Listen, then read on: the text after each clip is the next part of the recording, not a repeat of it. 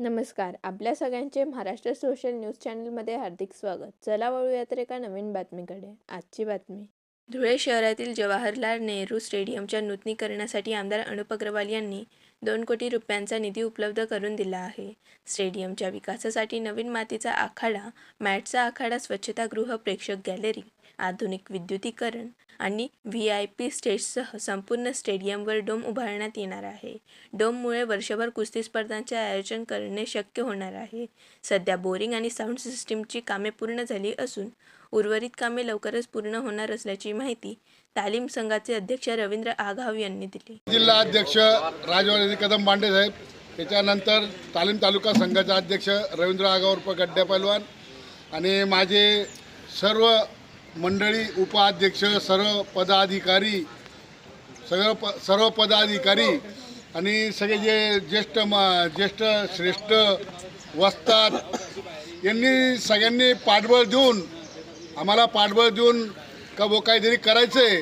तर अनुप भयाकडे गेलो, 2 कोटी रुपये मंजूर त्यांनी करून दिले आणि थोडंफार याच्यात थोडंसं थांबले गेलं होतं, किंतु परंतु राहतं थोडंफार. त्याच्यानंतर मी 5-7 वेळा आम्ही भेटायला गेलो. त्याच्यानंतर आमदार साहेबांनी ते काम पुढं रेटून आज काम चालू केलं त्यांनी. आणि हे तर पहिलं काम आहे, अजून 2 काम बाकी माझी अजून. म्हणजे परवान लोकांसाठी एकदम आपण म्हणतो ना, न भूतो ना भविष्यामध्ये असं काम होणार नाही. मी ते काम करणार आहे डायरेक्ट. आणि अनुप भैयाने जे सहकार्य केलं एवढं मोठं कामाला, मी आजपर्यंत असा दिलदार माणूस आणि जैसा बोले वैसा चाले अनुप भैया आमदार साहेब यांनी मी फक्त 2-3 मीटिंग घेतल्या आम्ही आणि 2-3 वेळच्याच सांगितलं का साहेब, आणि स्टेडियममध्येच सांगितलं होतं का अनुप भैया साहेब का तुम्ही आम्हाला स्टेडियमचं हे करून द्या. तर 2 कोटी रुपये देणारा पहिला आमदार आम्ही पाहिला. त्यांच्या सगळ्यांच्या वतीने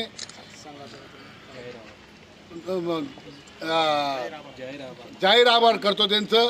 आणि असंच आमच्या पाठीशी त्यांनी राहावं आणि कुस्ती क्षेत्र वाढवण्यासाठी आम्हाला भरभराटाचा आशीर्वाद द्यावा त्यांनी.